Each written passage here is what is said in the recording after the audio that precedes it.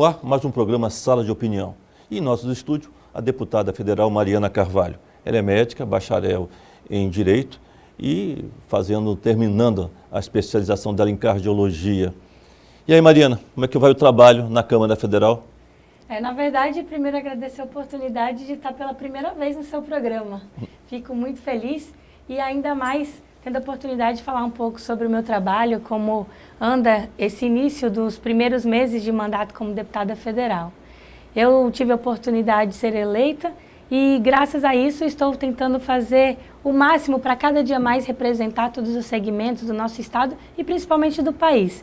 Às vezes as pessoas acham que a gente acaba ficando aqui no estado durante a semana e todas as terças, quartas e quinta temos as sessões feitas e realizadas em Brasília, onde fazemos o trabalho também nas comissões, vamos através dos ministérios buscar recursos também para os nossos municípios e a gente fica sempre realmente atentos no que está acontecendo aqui dentro do estado. Você é uma parlamentar jovem, nova, como que é o seu papel da sua juventude dentro do parlamento brasileiro? Deputada, lógico, né? Na verdade, essa renovação, houve uma renovação muito grande na Câmara, principalmente agora. Não só na Câmara, mas acho que em todos os locais, nas prefeituras, também os vereadores vêm se renovando muito. No Senado, a gente acabou tendo também senadores jovens e governadores também. Temos governadores muito novos. E na Câmara, até 40 anos, nós somos 89 deputados federais. E isso realmente acaba sendo considerado como uma verdadeira reforma política. E a reforma política, acho que é através disso, de se chegar a novos pensamentos, novas ideias, novas cabeças, e até mesmo a gente comenta que tem aqueles pensamentos que de 40 anos atrás tinham uma realidade do país e hoje a realidade do país é outra. E a gente acaba levando para esse lado, de pensar realmente o que acontece hoje com essa juventude e levando o pensamento deles, se ligando às redes sociais, se conectando mais e até mesmo dando mais transparência ao mandato nessa forma que a tecnologia acaba usando. Eu falou em reforma política, é um dos assuntos mais comentados em todas as redes sociais no Brasil. É um momento bastante crucial, importante para a nossa nação e você fala que a reforma política começou com a juventude dentro do Congresso Nacional, dentro da Câmara dos Deputados, dentro do Senado, mas a reforma política de uma forma mais abrangente. Esse processo de novos desafios nessa reforma, como tem sido? Tem agradado? Tem sido realmente de acordo com aquilo que você e outros parlamentares gostariam que fosse? Na verdade, muitas coisas não passaram na primeira votação. Nem tudo como gostaria para realmente se acontecer a reforma política, não houve. Mas algumas questões acabaram sendo votadas em primeiro turno, vai para o Senado e tem a segunda votação ainda na Câmara. Conseguimos diminuir as idades, era 35 anos para ser candidato a senador, hoje com 29 anos já pode disputar a eleição. Já pode também com 29 anos ser candidato ao governo do estado, antes também era com 30 anos, e também diminuímos a idade de deputado federal. Antes, para ser deputado federal, precisava ter 21 anos e agora com 18 anos já pode ser candidato. Conseguimos também votar o voto da questão do voto na urna, ele ser impresso, para a gente acabar com essas suspeitas que realmente houve fraude nas urnas eletrônicas. E a gente tem que ver se realmente isso é bom, de que forma que isso pode contribuir, se realmente o povo brasileiro quer ou não esse voto impresso. Estamos esperando essas votações e sem contar que a questão do distritão não passou, nem o distrital misto, esses votos, a eleição continua da mesma forma, sendo como era, tendo as coligações e a partir disso se ganhando os que chegarem realmente no resultado final ali, não os mais votados, e sim pelas coligações. Tentamos fazer essa mudança, ou que fosse o distritão que ganhasse o mais votado de cada região, ou aquele que também fosse os mais votados de todo o estado. Mas isso não passou. A grande maioria acabou optando pelo voto continuar como ele está hoje. Isso também a gente votou a questão do voto obrigatório ou facultativo. Não passou também a questão do voto facultativo, continua sendo obrigatório o voto. Isso são discussões que a gente ainda está tendo e esperando até as últimas votações para a gente ver realmente qual é a reforma política que vai acontecendo. A senhora foi escolhida vice-líder do seu partido na Câmara. Como a senhora se sente, mulher e jovem, ser escolhida como vice-líder? Na verdade, essa questão de chegar e já no primeiro mandato ser escolhida vice-líder, eu recebi, né, na verdade, esse convite com grande satisfação. todos os deputados já gostariam de poder ocupar esse espaço, até porque a função do vice-líder você acaba tendo algumas funções de poder falar mais, de poder nas comissões ter oportunidade de falar primeiro, e isso acaba que você tem o prestígio da Câmara e representando toda a sua bancada. Hoje o PSDB, o partido da qual eu faço parte, ele conta com 53 deputados federais. E ser vice-líder representando os deputados realmente é um grande prestígio e eu me sinto muito feliz, principalmente também como mulher. Até aproveitando e falando sobre a questão de mulher, a gente precisa valorizar cada vez mais a questão de mais mulheres na política, porque ainda nós temos um parlamento com apenas 51 deputadas federais no meio dos 513. Isso a gente incentivar que mais mulheres participem dela. Por que você acha? O que você acha? Por que as mulheres não participam mais? Não falta espaço? Falta espaço para as mulheres? Na verdade, acredito que as mulheres ainda não ocuparam esse espaço de ter maiores participações, muitas vezes até mesmo por elas não acreditarem que seja possível e que seja talvez um papel. Acabam tomando o papel muitas vezes de donas de casa e esquecendo que podem representar mais todas as pessoas e as mulheres no nosso parlamento. E não digo só no parlamento, na Câmara, como em todos os segmentos da política também.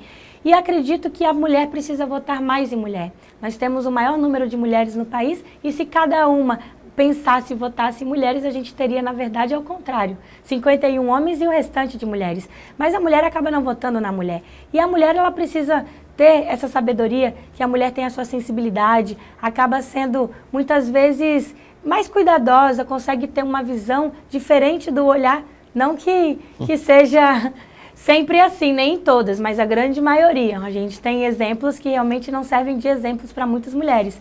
Mas essa sensibilidade, acho que acaba trazendo até o parlamento uma coisa que está faltando, que é o amor e essa sensibilidade de olhar pelas pessoas pensando num futuro melhor. Vocês lutaram, estavam batalhando lá por um percentual maior de mulheres na Câmara, né? Seriam vagas obrigatórias? Como que seria esse processo? Seriam vagas obrigatórias que 10% nessa primeira legislatura, depois sairia aumentando até o terceiro mandato para se aumentar. Então, por exemplo, num parlamento aqui no estado de Rondônia, a gente teria que ver se somos 8 vagas, das 8 vagas, pelo menos 10% teria que ser preenchida por mulher. Vamos colocar que pelo menos uma deveria estar eleita. Se ela não fosse eleita, não tivesse atingido os votos, a gente olharia nos percentuais de todas as coligações, qual teve o voto que mais se aproximou e teve a parcela de poder estar lá. Acabaria ficando um mais votado de fora e entraria essa mulher mais votada com percentual atingido pelo menos até 10% para poder representar. Não passou na Câmara, faltaram acho que 15 votos para poder ser aprovado. Então foi bem apertado. Foi bem apertado. Os homens votaram bem, acho que eles estão querendo mais mulheres sem dúvida lá no Congresso. É interessante porque em todo o processo político, em toda a campanha política, os partidos ficam atrás das mulheres, precisam preencher aqueles percentuais e dificilmente não encontram. Então coloca a candidata só para constar, né? Isso é algo assim extremamente triste, né, para a própria luta de vocês. Né? Exatamente, é uma forma de convencer as mulheres a participar e dar mais uma oportunidade para esse espaço. E tem muitas mulheres em vários segmentos que elas poderiam também estarem vindo para a política representar, não deixar muitas vezes as suas atribuições, mas sem dúvida estar ali somando cada vez mais forças para a gente poder ter mais mulheres nos representando. Deputado, vou fazer aqui um pequeno intervalo em sala de opinião e já voltamos já já.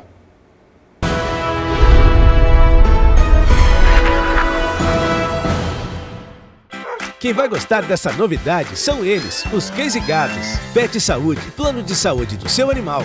Um plano completo para a sua tranquilidade e felicidade dos bichinhos. Com cobertura para internação e consulta, assistência médica inclui exames de imagem e laboratorial. Plano Pet Saúde, várias modalidades e preços a partir de R$40. Com toda a comodidade do Hospital Finca. Central de Vendas Raízes, 32225551. Adquira seu plano Pet Saúde.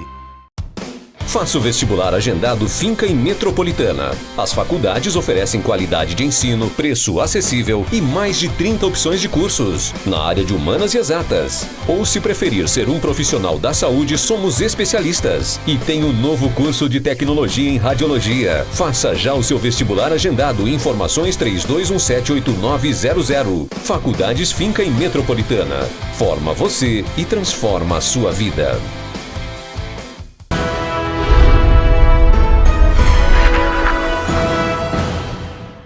Voltamos com Sala de Opinião. e entrevistando a deputada federal Mariana Carvalho. Ela é vice-líder do partido na Câmara dos Deputados.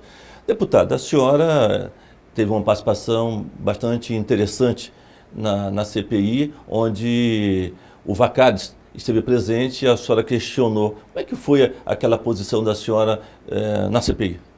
Na verdade, a CPI da Petrobras, ela está levando, investigando toda essa corrupção que vem acontecendo no país. E eu tive a oportunidade de poder fazer minha inscrição para fazer a pergunta ao Vacari, ex-tesoureiro do PT, e quando ele chegou às 9 da manhã e já era mais ou menos umas 5h30 da tarde, negou tudo, falou que ele não tinha participação nenhuma nesses atos de corrupção, sendo que semanas anteriores, vários colegas e companheiros dele falaram que ele tinha participação sim em todos os atos de corrupção. E eu fiz 5 perguntas, perguntando qual a ligação dele com a presidente Dilma e com o ex-presidente Lula, e ele dizia que não tinha relação. E muito me surpreendeu, até porque ele conseguiu chegar num cargo tão responsável, principalmente como tesoureiro do PT, e ele falar que não tinha um bom relacionamento, não frequentava a casa deles. Aí eu comentei e falei que sugeria ao presidente da CPI que colocasse nas próximas audiências um detector de mentiras, para realmente ver quem estava falando a verdade e a gente descobrir quem realmente ali estava levando os fatos para serem cada vez mais apurados e levando ao povo brasileiro a resposta que tanta gente espera. Mas ele negou, continua dizendo todas as mentiras possíveis, e ele disse que teria mais uma pergunta a fazer. E eu respondi para ele que ele não precisava mais responder, porque desde as 9 até quase 6 horas da tarde ele não tinha respondido nada. Mas eu não imaginava a repercussão. Num site de notícias eu tive mais de 3 milhões de acessos no vídeo, fora os compartilhamentos, ligações do mundo inteiro. Viralizou mesmo. Muito. E o mais impressionante é que cada vez mais a população quer essa representatividade na Câmara e procura que realmente se fale a verdade e que todos os fatos de corrupção eles sejam apurados. Nós vivemos um momento extremamente difícil no país, né? Com denúncia de corrupção toda hora, em todos os momentos. Como é que a senhora, como jovem parlamentar e mulher, tem enfrentado essa situação na Câmara dos Deputados? Eu, sendo de um partido de oposição, a gente tenta fazer no máximo uma oposição coerente, levando realmente aquilo que a gente sabe e tem fatos para serem apurados. Não apenas ser oposição por ser oposição, mas infelizmente o Brasil vem sofrendo aí todos os dias um fato novo de corrupção. A gente liga a televisão e quando a gente vê alguém sendo preso ou alguma nova denúncia de milhões e milhões de dinheiros desviados, até mesmo os dinheiros mandados para fora do país para beneficiar outros países, talvez pensando em próximas candidaturas desses companheiros e colegas. E isso realmente deixa a gente muito triste. Eu que chego com essa renovação, com essa vontade de fazer uma nova forma de fazer política, como disse, com transparência, com ética, ouvindo as pessoas e sabendo a realidade, a gente quer essa mudança. Então a gente faz, acho que a CPI da Petrobras está aí para poder também mostrar essa transparência e apurar realmente todos os fatos que vêm acontecendo, e eu tenho certeza que essa nova legislatura, com esses novos parlamentares chegando lá, vão dar cada vez mais orgulho ao nosso país e mostrando que se pode fazer uma política diferente e não ser apenas levado como todos os políticos são. Às vezes as pessoas nem sabem o que o político vota, o que eles estão fazendo, o que eles estão lutando e apenas criticam por criticar. Até sugiro que todos que tenham votado no seu candidato, procurem, entrem no site da Câmara e vejam o que cada parlamentar votou, como ele votou, quais os seus posicionamentos, acompanhem ele para, antes de qualquer crítica, você saber realmente o que ele faz, o que ele vota, no que ele acredita e por que ele está lá lutando por você.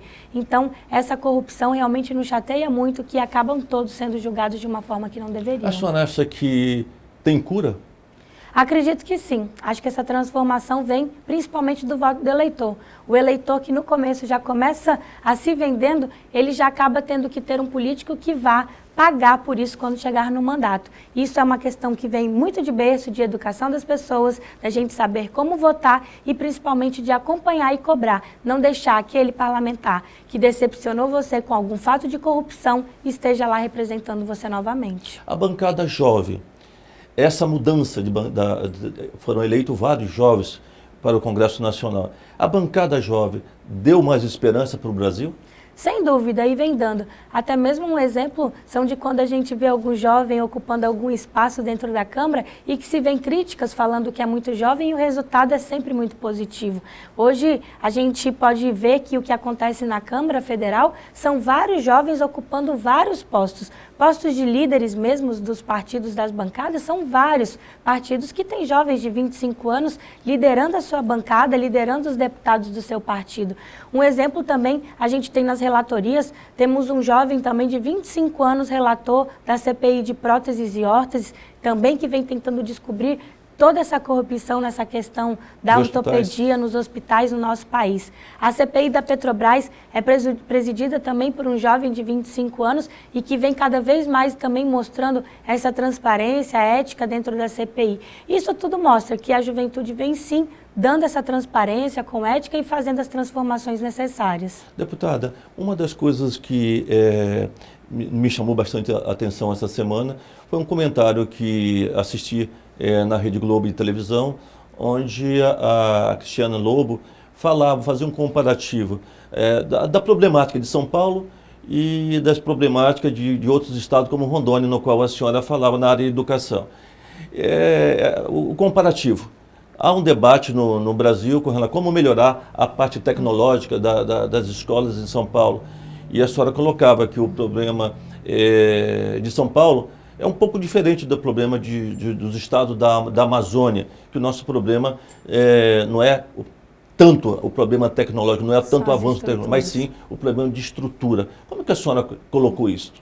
Na verdade, foi numa entrevista com a Cristiana Lobo, e ela relatou isso no programa do Jô Soares, falando realmente isso. Ela perguntou se havia alguma diferença de ser deputado de uma região norte e ser deputado de uma região sudeste. E eu falei, claro, que as problemáticas eram completamente diferentes. Um exemplo era na educação. Às vezes, enquanto outras escolas que já existem a sua estrutura física, estão brigando para poder ter mais tecnologias dentro da sala de aula. E enquanto isso, aqui na região norte, a gente, não só na região norte, mas em algumas localidades, posso falar pelo Baixo Madeira, acaba tendo que lutar para ter a própria sala de aula. Enquanto isso, alunos ribeirinhos acordam 4 horas antes da aula começar para poderem chegar até sua sala. E às vezes a sala é embaixo de uma árvore, em algum local, mas não tem estrutura física. Isso a gente precisa rever, que às vezes as lutas são diferentes, mas por uma qualidade do ensino. A senhora tem lutado pelos municípios, percorre o estado de Rondônia, e muitas perguntas, às vezes, o prefeito, a alocação de recursos, a parte orçamentária. A gente sabe que o parlamentar, geralmente, tem uma verba, um orçamento para o Estado, para cada parlamentar. No primeiro ano de mandato, geralmente, não tem esse recurso. Como é que a senhora explica isso?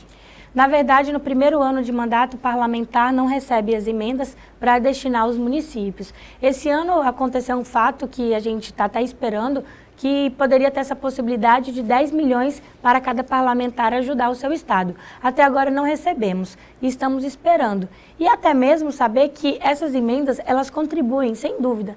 Mas não é só de emendas que a gente precisa pensar, que o parlamentar está lá, pensando nos projetos, nas suas posições e nas suas defesas. E sem dúvida poder ajudar os 52 municípios.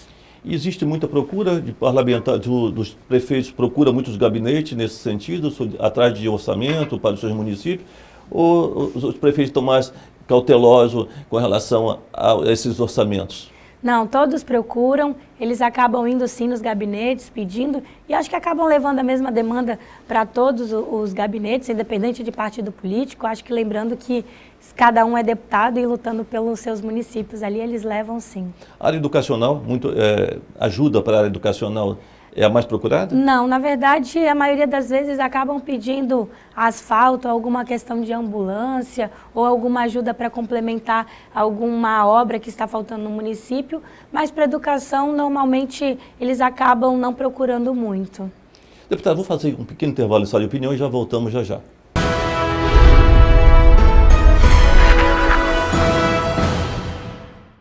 Quem vai gostar dessa novidade são eles, os Cães e Gatos. Pet Saúde, plano de saúde do seu animal. um plano completo para a sua tranquilidade e felicidade dos bichinhos. Com cobertura para internação e consulta, assistência médica inclui exames de imagem e laboratorial. Plano Pet Saúde, várias modalidades e preços a partir de R$40, com toda a comodidade do Hospital Finca. Central de Vendas Raízes, 3222-5551. Adquira seu plano Pet Saúde. Faça o vestibular agendado Finca e Metropolitana. As faculdades oferecem qualidade de ensino, preço acessível e mais de 30 opções de cursos na área de humanas e exatas. Ou, se preferir ser um profissional da saúde, somos especialistas. E tem um novo curso de tecnologia em radiologia. Faça já o seu vestibular agendado. Informações 32178900. Faculdades Finca e Metropolitana. Forma você e transforma a sua vida.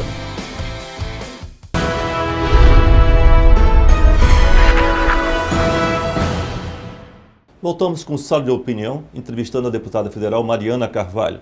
Deputada, a senhora, jovem e mulher, chegou agora na Câmara Federal, eleita com uma expressiva votação pelo estado de Rondônia, pelo nosso estado de Rondônia, e tem representado o Brasil em várias missões. A Câmara dos Deputados tem dado a oportunidade da senhora representar o Brasil em várias missões importantíssimas. Como é que a senhora vê isso? Na verdade, a gente fica muito feliz de poder chegar e receber esses convites.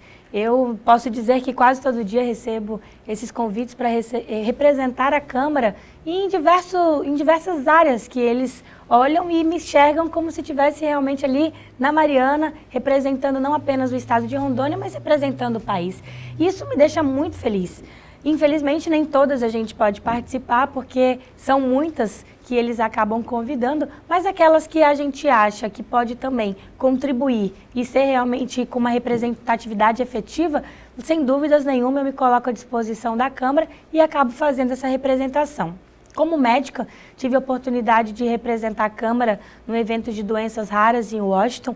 Isso é um grande problema do país, que infelizmente não temos investimentos para as doenças raras, não vemos esse assunto ser debatido e levado. Às vezes tem pessoas que descobrem, depois de 20 anos, 30 anos que têm a doença, conviveram com ela, tratando de uma outra forma, porque realmente é uma doença rara, difícil de ser diagnosticada, e a gente precisa fazer que o Brasil trabalhe mais isso, leve mais essas informações aos médicos, que tenha mais conhecimentos, mais centros habilitados a poder reconhecer essas doenças e principalmente dar assistência que não só o doente precisa, mas que a família também precisa nesses casos de doenças raras. O problema é o diagnóstico, né? Sem dúvida. Isso é um tema que cada vez mais a gente vem tentando discutir isso em relação ao mundo e fazer que seja uma coisa mais próxima da nossa população. Às vezes acha que é uma simples febre e pode ser outras causas de doenças e que demoram-se muito tempo para ser diagnosticada, e se tivesse sido tratada desde o início, não chegaria muitas vezes ao nível que a doença acaba afetando. Então, vou estar nessa luta, estou nessa luta, assumi esse compromisso com todas as pessoas ligadas às doenças raras. Tive a oportunidade de ir à ONU em relação também a discutir como trabalhar melhor no executivo, as questões a serem implantadas dentro de cada município, para a gente levar realmente em todas as questões para a ONU, como se vê no Brasil, como se vê em outros estados, como se vê em outros países, e a gente ter realmente no final, numa relatoria geral, qual é a realidade de cada país e como a gente chegar para os municípios serem cada vez mais municipalistas, trabalhando em prol da população, levando a eles o respeito e, sem dúvida, o que a gente precisa, dar uma melhor qualidade de vida a eles. Esse foi um grande debate que a gente teve na ONU, que a gente precisa tratar o ser humano, lembrando que o município é responsável por cuidar dele e que ele sinta-se ali num lugar agradável de se poder viver e morar. Tive a oportunidade também de participar num evento no Japão, trabalhando e respeitando também o parlamento jovem, que muitas vezes no mundo ainda há críticas porque são muito jovens e não sabem como trabalhar e defender o seu povo. Isso o mundo inteiro mostrando que cada vez mais existem novos parlamentares com opiniões diferentes. Até mesmo a gente vê que já existem lugares que consegue se ser senador com 25 anos, enquanto no Brasil a gente está tentando agora nessa reforma, como eu disse no começo do programa, diminuir de 35 para 29 anos e aproximar cada vez mais esse pensamento e dando essa oxigenação ao Senado Federal. Isso é muito importante, sem contar, posso falar também da Antártica, que é o continente mais gelado e que a gente nem escuta falar. E lá estão sendo feitas pesquisas pensando no futuro do Brasil.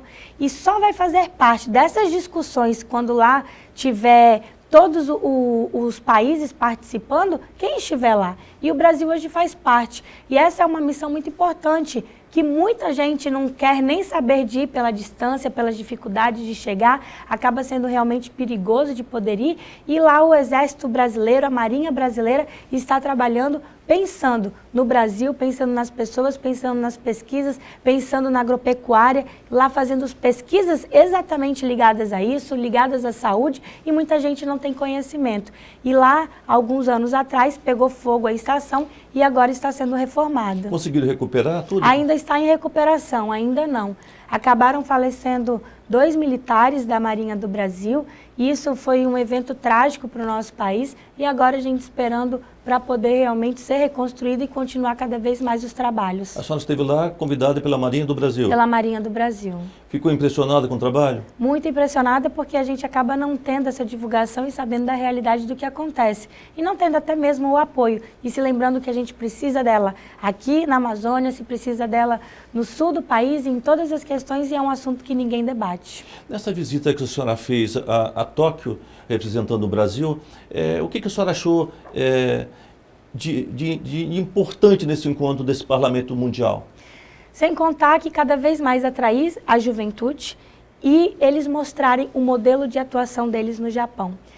A gente até acaba ficando numa situação que você acostuma nesses 3 dias de evento como viver no Japão. Lá a segurança é absolutamente assim uma coisa impressionante. Você pode deixar o dinheiro em qualquer lugar que você volta e o seu dinheiro está lá.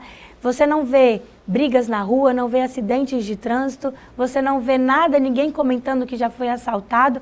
E o mais impressionante é saber que a polícia do Japão, no ano passado, não disparou uma bala sequer na cidade. Isso você vê o nível de segurança. Depois, sem contar a limpeza, você anda na rua do Japão, você não vê um papel no chão e também não vê lixeiras. As pessoas guardam seu lixo e acabam jogando em casa.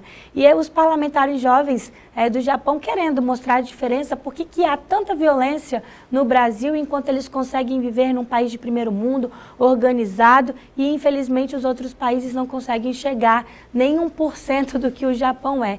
Isso realmente foi um debate muito grande dentro das comissões que a gente fez parte no Japão, para a gente chegar a esse resultado e trazer essas ideias.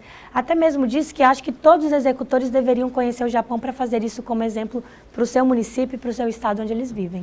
Deputada, há alguns dias atrás, alguns meses atrás, nós tivemos notícia em que a senhora esteve no Forte Príncipe da Beira, juntamente com uma comitiva, para tentar fazer um trabalho junto àquela população quilombola em que habita naquela região. Que trabalho foi esse? Na verdade, eu tive até a oportunidade de, na escola, quando eu estava no 2º ano, de, junto com meu professor de História, Alex Paletó, visitar o Forte Príncipe da Beira. E acredito que hoje só consegue ter a facilidade de chegar no Forte Príncipe as pessoas que realmente estiverem dentro da sala de aula ou se tiver alguém para levar até lá. Porque as condições para chegar é difícil, a gente sabe de todos os procedimentos até chegar, não temos condições para receber as pessoas e principalmente também da locomoção até chegar lá. E eu tive a oportunidade de ser preocupada pelo Exército aqui em Rondônia, aí através do capitão general Novaes, estive lá visitando e fazendo uma visita com eles, que eles sonham em transformar num centro turístico. Eu acho que isso é um grande fator e um grande avanço para o nosso estado. Primeiro precisa se resolver a questão dos quilombolas, que estão lá, e legalizar a moradia deles lá para se mexer e pensar de qualquer forma o que fazer naquela área. Só que o que acontece? Nós moramos num estado, no meio da floresta amazônica, que temos vários fatores e segmentos para valorizar o turismo. E muita gente não consegue ter essa visão. Tive a oportunidade até de estar com o secretário Júlio Olivar, secretário de Turismo do Estado, e falando do meu comprometimento com o turismo. Se a gente conseguir fazer com que o Estado de Rondônia atraia o turismo, atraia as pessoas para estarem aqui, a gente consegue ajudar principalmente a economia do Estado.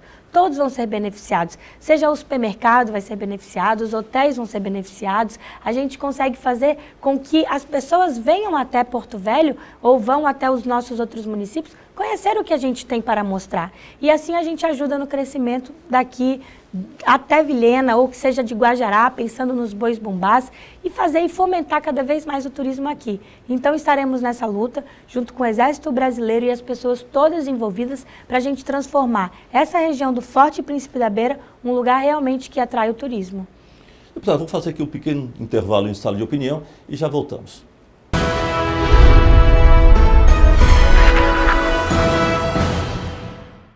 Quem vai gostar dessa novidade são eles, os Cães e Gatos. Pet Saúde, plano de saúde do seu animal.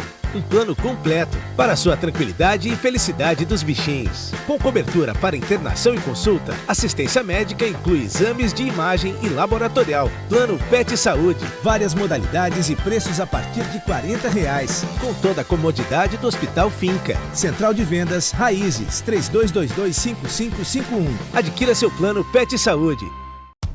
Faça o vestibular agendado Finca e Metropolitana. As faculdades oferecem qualidade de ensino, preço acessível e mais de 30 opções de cursos na área de humanas e exatas. Ou se preferir ser um profissional da saúde, somos especialistas. E tem um novo curso de tecnologia em radiologia. Faça já o seu vestibular agendado. Informações 32178900. Faculdades Finca e Metropolitana. Forma você e transforma a sua vida.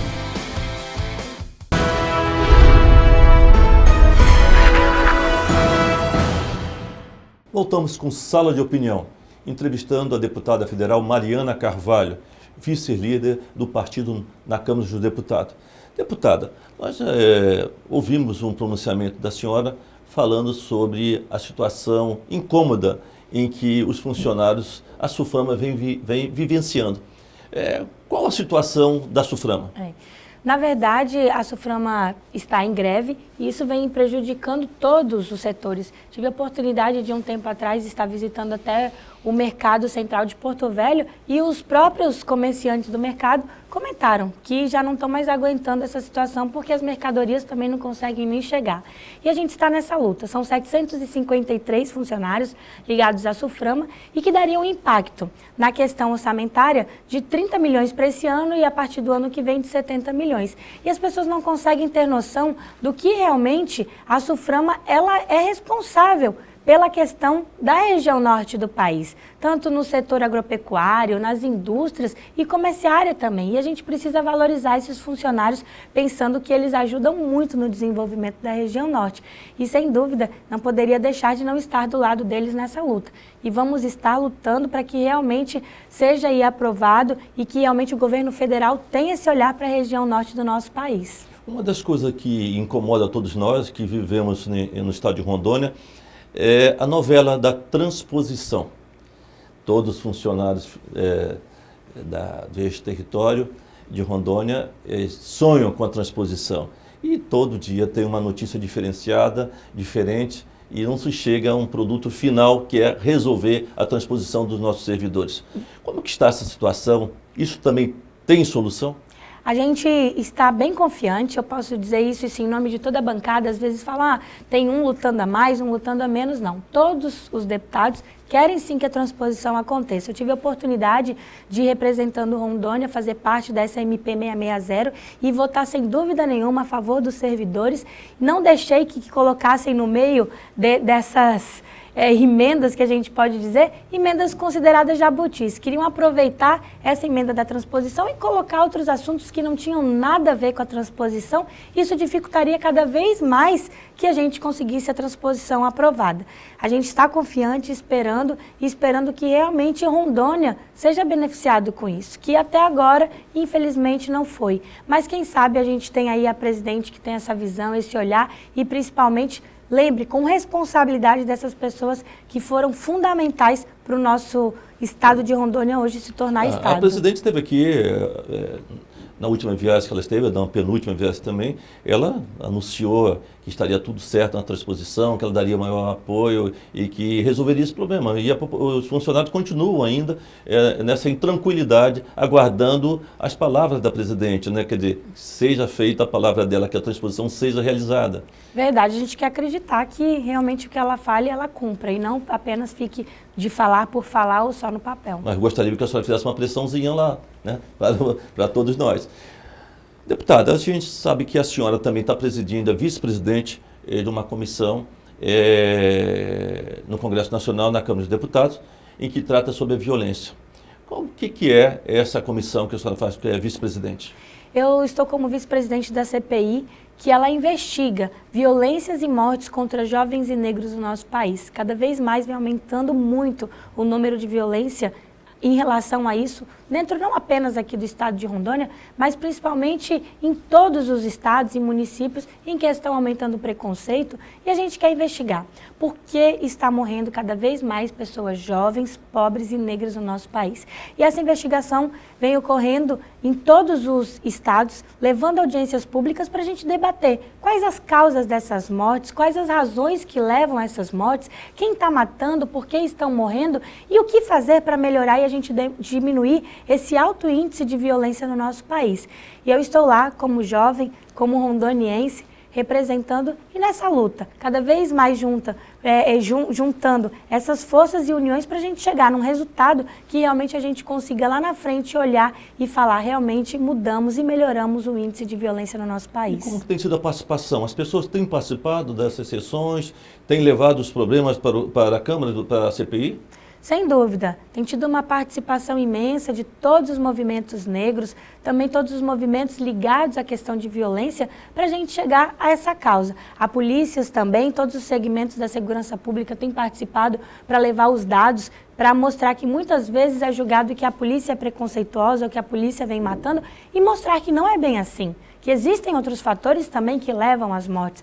Um exemplo, a gente pode dizer que aqui no estado de Rondônia, por a gente ser divisa e ser fronteira, acaba se entrando muitas drogas e às vezes acabam se sendo acertos de contas. A senhora que acha que essa violência está ligada à educação? Sem dúvida, precisa se valorizar a educação. Se a gente conseguir levar uma educação de qualidade, desde criança para todos os lugares, a gente consegue melhorar a educação no nosso país. Não só a educação, como também oportunidades de emprego.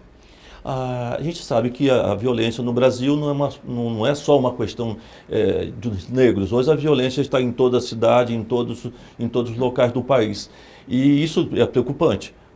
Existe um problema sério, a população está desarmada. A população está assustada com o grau de violência. A senhora acredita que o problema do desarmamento aumentou a violência no país ou não? Acredito que sim, pode ser um posicionamento que a gente pode até reavaliar. Talvez a gente se comparando com outros países onde as pessoas podem ter uma arma, acaba não se tendo tanta violência como tem aqui no país. Isso a gente tem que rever, porque acaba ficando a arma na mão do bandido e a própria população refém dentro de casa. Essa CPI vem para Rondônia, a senhora solicitou que seja instalado uma dessas sessões aqui em Rondônia.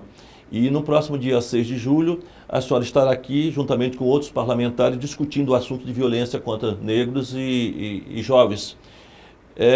Como será essa audiência? O que levou a senhora a trazer essa audiência para cá? Eu trouxe realmente para a gente conseguir fazer essa investigação e ver quais são os fatores do estado de Rondônia. Então, estamos convidando todos os segmentos, as pessoas que estiverem assistindo e puderem, no dia 6 de julho, segunda-feira, às 14 horas, na Assembleia Legislativa, levar seus depoimentos. Às vezes conhece alguém que já sofreu algum tipo de violência, preconceito, racismo. Leve lá para a gente saber como vem surgindo, por quê, quais as causas, quais as razões que têm levado a tanta violência e morte contra jovens, pobres e negros no nosso país. E principalmente aqui no estado. A gente precisa fazer esse levantamento, porque o comparativo é diferente do estado, da região norte, muitas vezes como disse, dessas diferenças de regiões. E a gente precisa investigar o que realmente está acontecendo aqui no estado de Rondônia. E quem pode participar? Todas as pessoas podem participar e levar seu depoimento. Precisa se inscrever? Se inscreve na hora para poder falar e a gente vai dar oportunidade para todos falarem. Os prefeitos e vereadores do município estão sendo convocados? Todos os prefeitos, vereadores, deputados estaduais, a gente espera contar com todos os conselheiros também, todas as pessoas ligadas à assistência social, da segurança pública, todas as polícias. Eu espero que possam estar lá para dar o seu depoimento e contar, às vezes, algum fato, alguma coisa que tenha realmente um conhecimento. Deputada, a gente está chegando ao final do nosso programa Sala de Opinião, mas temos algum tempo para que a senhora possa colocar outro assunto de importância da sua atuação parlamentar. O que chama mais atenção no Congresso Nacional? Na verdade, é a diferença de pensamentos de cada um. E nem sempre a gente consegue chegar a esses debates, chegar realmente a uma conclusão do que às vezes é certo. Cada um acaba tendo um ponto de vista, agradando um lado, agradando o outro. E cada um acaba com as suas razões e seus motivos para votarem da forma que pensam. Mas realmente eu não tinha uma noção de como seria realmente esse mandato. E acaba que com a gestão desse novo presidente, tudo mudou muito. Os deputados que foram no mandato passado, acho que você sabe bem do que eu estou falando, é completamente diferente da rotina que se tem hoje na Câmara Federal. Às vezes a gente termina 3 horas da manhã as nossas sessões, debatendo e discutindo e sem hora realmente para poder acabar. E são muitas comissões e você fica com vontade de participar de todas, defendendo a educação, defendendo a saúde, a cultura, o esporte, e você fica realmente tendo que escolher e dar prioridade a algumas coisas, porque acaba se tornando as comissões todas nos mesmos dias e nos mesmos horários. Então a gente precisa ter alguns focos e que muitas vezes você fica com vontade de querer lutar e abraçar todas as causas. Eu estou tendo a oportunidade de estar na Comissão de Educação, de Seguridade Social e também na Comissão de Turismo. E isso realmente para a gente fazer aqui com o nosso estado, a gente melhora a questão educacional, faça com que a gente dê um apoio maior a toda a questão de saúde pública do nosso município e do nosso estado e também, lembrando, para atrair cada vez mais o turismo aqui em Porto Velho com tantas coisas dentro do nosso estado que a gente tem a ser explorada. Por ser jovem, por ser mulher, algum momento a senhora teve medo de enfrentar o parlamento? Ainda não tive nenhum medo e acho que até por isso deve ter sido talvez em casa, posso ter tido a educação que eu tive e vocês sabem bem a educação que me deram, eu não senti ainda medo e eu acho que a gente não pode ter medo ainda mais de lutar pelos nossos sonhos. Isso que eu tive a oportunidade de crescer escutando e graças a isso talvez eu cheguei onde eu estou tão nova, com 28 anos, podendo ter tantas conquistas e representar com tanto orgulho o povo de Rondônia. Deputado, quero aqui agradecer imensamente a sua presença em Sala de Opinião, dizer da nossa satisfação, desejar pleno êxito, sucesso e que seja uma batalhadora, sempre uma lutadora pelas causas de Rondônia e do Brasil. Obrigada, eu que agradeço, pai, de poder estar aqui no seu programa e contando um pouquinho dessa minha trajetória e da minha vida no dia a dia dentro do Congresso e representando você que nos assiste, sem dúvida fazendo com que o mandato seja das pessoas e dos rondonienses. Sucesso de pai para filha. Um grande abraço a todos. Aqui chega o final do programa Sala de Opinião e até o próximo programa.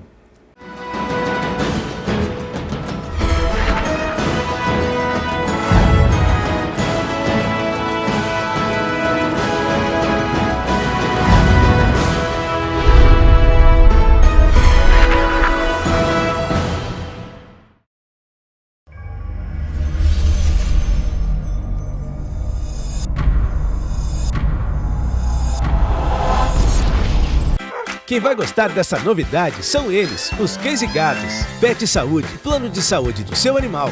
Um plano completo para a sua tranquilidade e felicidade dos bichinhos. Com cobertura para internação e consulta, assistência médica inclui exames de imagem e laboratorial. Plano Pet Saúde, várias modalidades e preços a partir de R$40. Com toda a comodidade do Hospital Finca. Central de Vendas Raízes, 3222-5551. Adquira seu plano Pet Saúde. Faça o vestibular agendado Finca e Metropolitana. As faculdades oferecem qualidade de ensino, preço acessível e mais de 30 opções de cursos na área de humanas e exatas. Ou, se preferir ser um profissional da saúde, somos especialistas. E tem um novo curso de tecnologia em radiologia. Faça já o seu vestibular agendado. Informações 32178900. Faculdades Finca e Metropolitana. Forma você e transforma a sua vida.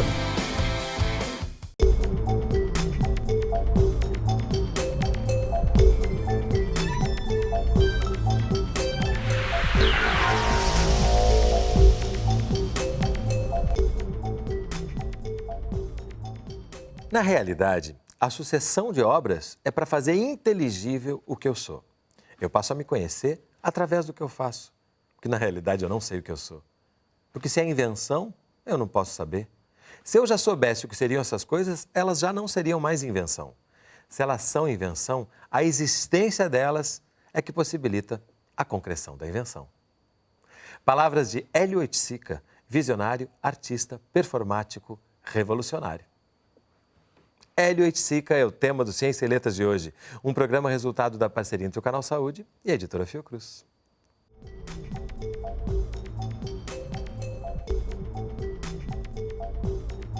Comigo, no estúdio do Canal Saúde, Frederico Coelho.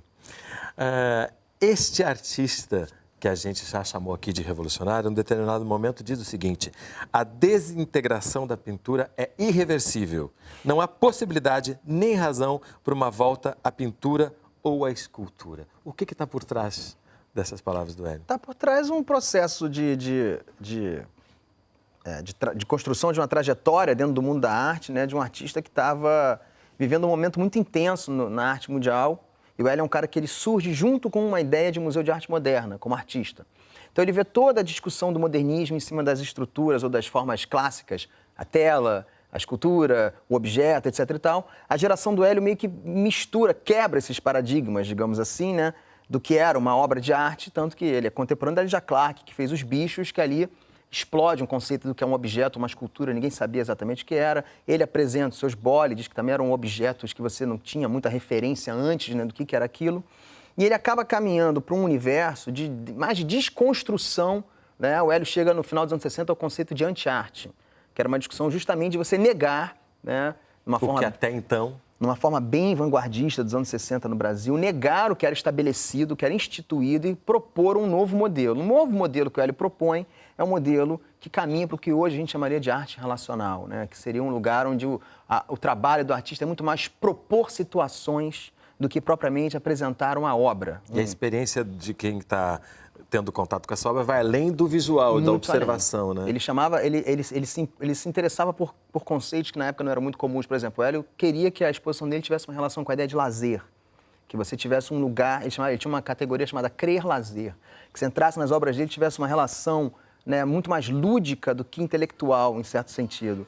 Ele queria que ele chamava também, o momento ele chegou a chamar de arte ambiental, constituir ambientes ou ambiências, né, que vão desde questões do cheiro, do olfato, do tato. Então ele tinha muito uma relação com materiais como palha, né, como areia, né, como estopa, coisas bem simples, bem diretas na construção e ao mesmo tempo bem poderosas na sua relação sensorial, digamos assim. Então, quando ele diz que não há mais volta para a pintura, não há mais volta para a escultura, a gente tem que dizer isso, era uma perspectiva dele, né, do trabalho dele, né, e ele se colocando como artista de ponta na época, entendendo que para onde aquele trabalho caminhasse seria também, né, um lugar que a arte visual deveria caminhar. Então... E é interessante porque, além da experiência que ele propõe, me parece que ele está sempre em experiência. Sempre, né? Ele é uma obra em processo, né? Ele não tem esse medo, ao contrário, ele tem esse estímulo pelo desconhecido, né? Para se atirar nessa... Porque senão fica só uma proposta de desconstrução. E não. É uma construção de algo a partir da desconstrução que é muito concreta, né? Para usar uma palavra que tem várias possibilidades. Mas você falou aqui no encontro dele com a Mangueira, que eu acho que também é fundamental para uma outra virada que tem e para aquilo que a gente deixou pendurado no bloco anterior, né? Que é de mostrar o que ainda não era visto. Esse diálogo, inclusive na relação dele com o Man, de choque num determinado momento, que tira as pessoas daquele momento de inauguração e leva para os jardins. Esse momento aí assim, né, ele vai muito além da questão da relação de um artista com uma favela. O que aconteceu nesse momento no Brasil? A grande parte da intelectualidade brasileira, isso é 61, 62, 63, que a gente está falando, o Hélio conhece a Mangueira em 64, no ano do golpe militar, né, do carnaval do ano do golpe militar. Até então, o parâmetro, né, digamos assim, do bom intelectual brasileiro, óbvio que era um jovem de esquerda, ligado ao movimento estudantil ou alguma forma de produção cultural que questionasse não só o status quo conservador da época, mas como que propusesse uma revolução. Tem que lembrar que em 59 teve a Revolução Cubana, que para um jovem na América Latina, pode derrubar um governo assim, jovens podem derrubar um governo, então vamos lá. Então tinha um gás aqui no Brasil, né, a gente está falando do período que o grande referente da produção cultural ficou sendo o CPC da UNE, o Centro Popular de Cultura da UNE, intelectuais como Vianinha, como Ferreira Goulart, Leon Risman, né, uma série de nomes vinculados a uma questão de uma disputa ideológica, né, no bom sentido, digamos assim, no meio da arte. O Hélio era um cara fora desse universo, estava lá vivendo a sua vida super intelectual, lendo Mondrian, lendo Merleau-Ponty, pensando pintura ainda nesse momento, pensando essas coisas que vão desembocar na obra dele depois. E a contradição dessa história, né, tentando encurtar uma longa história, é a seguinte: um artista como Hélio, naquele momento, era visto como um alienado, um cara que não estava na luta política, não estava usando sua arte a serviço do, vamos usar uma aspa aqui para essa expressão, que até hoje é confusa, do povo.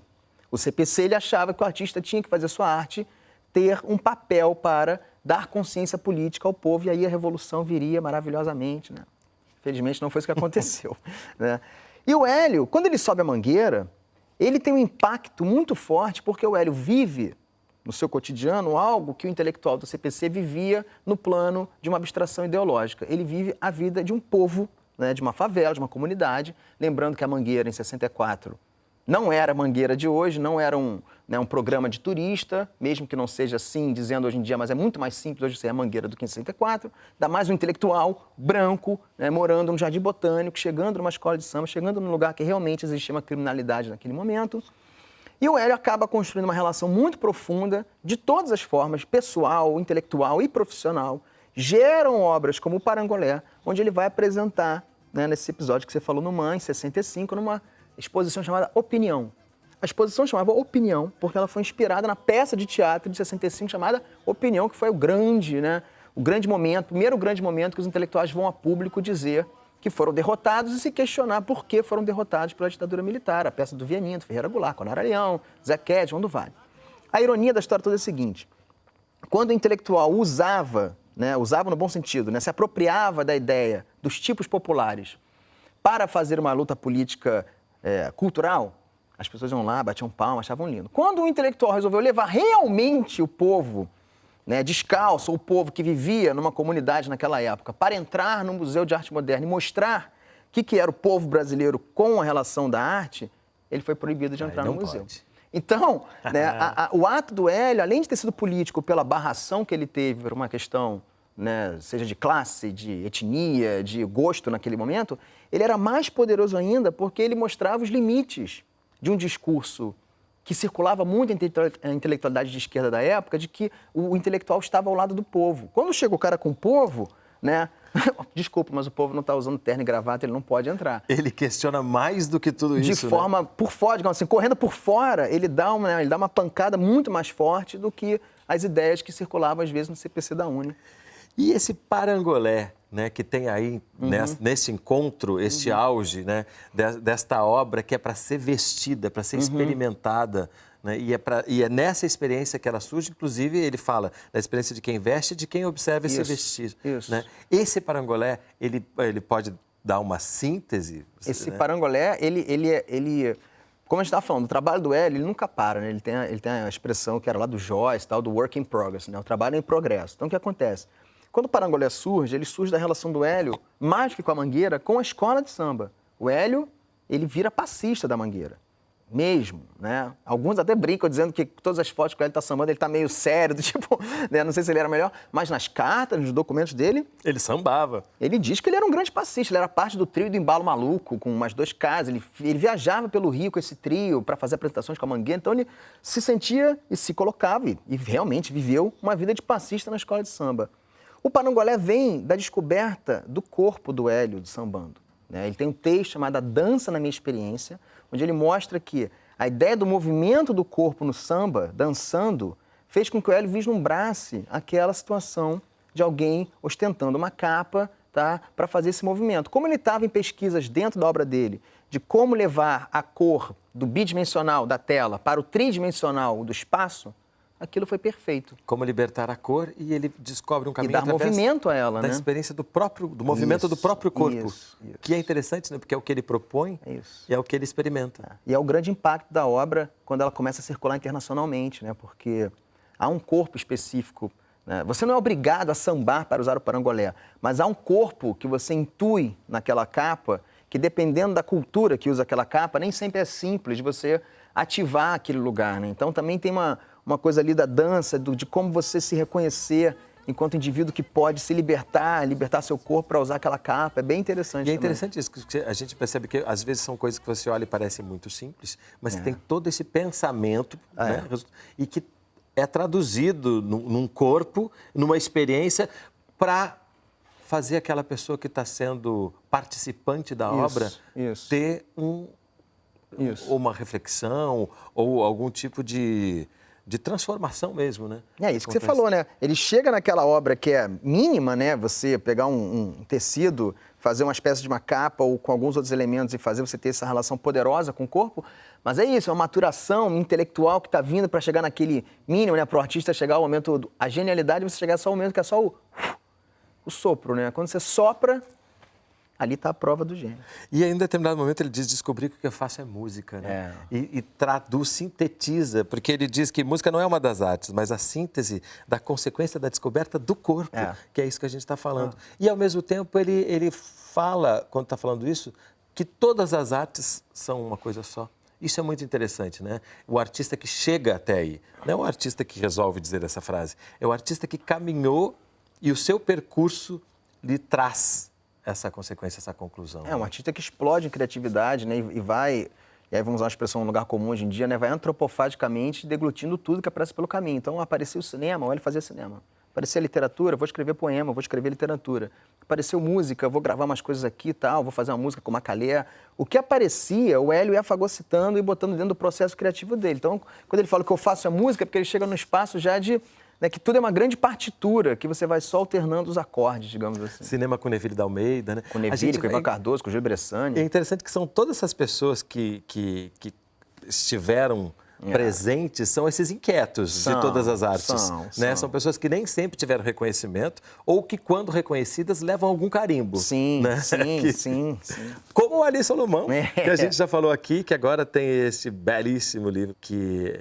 é um desses representantes, desses amigos e dessas, que acredito que um outro talento que ele tinha a partir desse pensamento é lidar com pessoas, né? Trabalhar com pessoas, criar com pessoas. Né? Há um dado dessa geração que a gente está falando, todo um dado, né, meio contracultural, digamos assim, que é você criar gregariamente, né? Você quebra a imagem clássica do artista isolado no seu estúdio, no seu ateliê, né? Esperando a inspiração, a música, isso acabou para essa geração. Então, chega um momento que, como o Luciano falou naquela citação anterior, você fica até difícil, às vezes, entender qual é a fronteira de um para o outro, sabe? Porque são muitas situações que você vê que estão circulando. E chega a um ponto de que isso também não é importante, interessa, né? Não importa. O que importa é que estamos todos criando e a partir daí chegando a lugares juntos, né? E chegando à conclusão que, como diz Hélio Oiticica, museu é o mundo, né? Que eu acho que é uma outra... frase e consequência da própria obra dele e que nos leva para esse pensamento que seria tão interessante que estivesse mais popularizado, mais difundido, que em torno de nós está a arte, em torno de nós está a criação, né? Museu é o mundo, eu acho que é uma boa forma da gente terminar isso. Porque se o museu é o mundo, né, a arte é a vida. E todos somos artistas também, podemos criar. E criando, a gente chega em outros lugares que nos tiram do trilho comum e que a gente sabe aonde vai nos conduzir.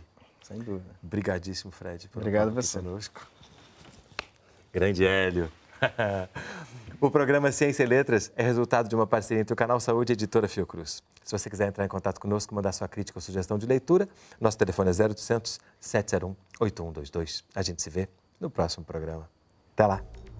Para entrar em contato com a editora Fiocruz, acesse www.fiocruz.br/editora ou ligue para 21 3882 9007.